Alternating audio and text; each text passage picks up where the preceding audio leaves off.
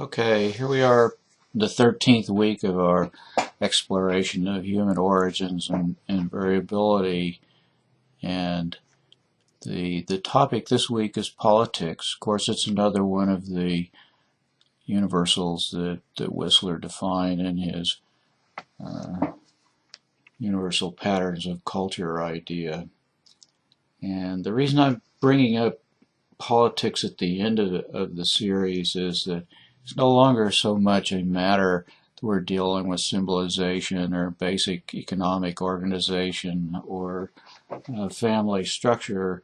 We're dealing with something much vaster now, and something I want to sort of give you a look at is the idea that is summarized in common language is the sum is greater, the whole is greater than the sum of its parts, and that's basically what politics is about. Is how a bunch of people get together and somehow their minds work as a unit, and they elect presidents, and at least most of the time, and they build great dams and lakes, and they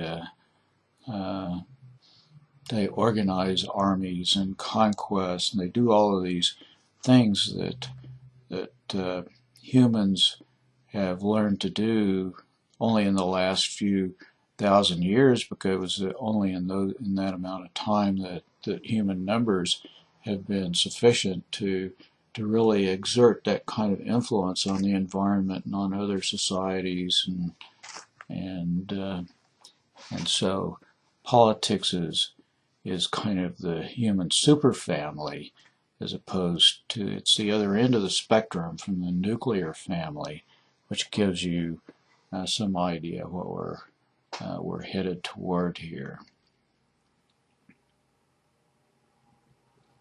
Basically, what we know about the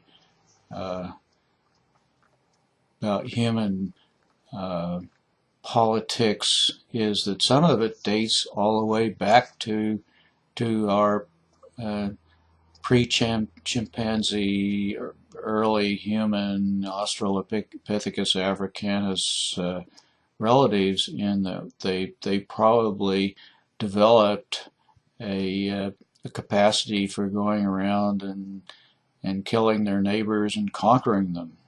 One of the things that really surprised me about recent research that archaeologists have been doing is that probably prehistoric people were much more warlike, in the sense that more people were killed in warfare, because warfare was endemic.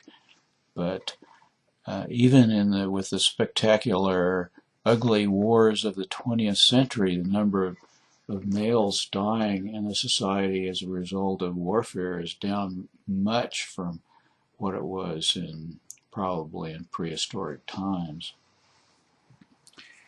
And it's a trend, that we might hope to continue into the future. More peace, less war, and more political organization that helps us to break into a world in which we accommodate ourselves to the boundaries of this world that we live in. There are already questions out there about whether the human population of the world has grown so much that we're breaking out of the boundaries of what the earth is willing to bear in terms of our creaturehood. And we should pay attention to that and think about it. And it's probably one of the things that, more than anything else, that makes politics worth studying in anthropology. So go to your discussion lab and come up with some ideas. Solve the problems of the world this week. That'll be a good project for